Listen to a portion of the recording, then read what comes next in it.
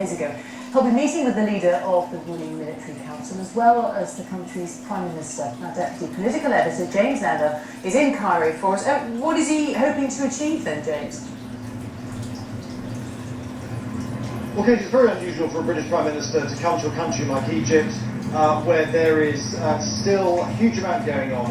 The uprising is still fresh. It's only 10 days since Hosni Mubarak stood down. The country is still in flux. But the Prime Minister believes that there is now a moment of opportunity for Egypt and a moment of opportunity for countries like Britain to come here and maintain the momentum for political reform. He says it is crucially important for countries like Britain to try and encourage Egypt to make sure there is, in his words, a genuine transition from military to civilian rule. So to that end, as you say, he's meeting with the man currently in charge, Mohammed Hussein Tantawi, who runs the Army Council.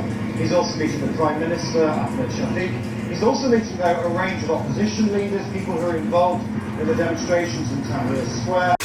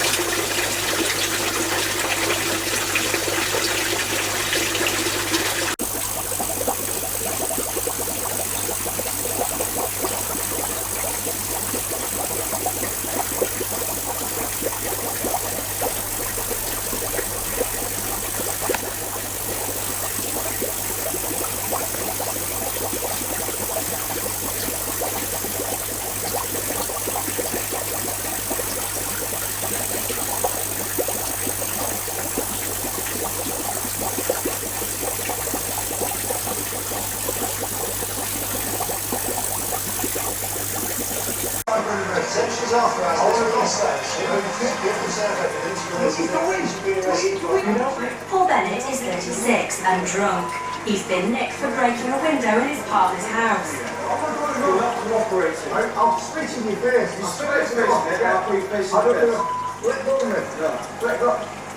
Sometimes the cops have to show who's boss.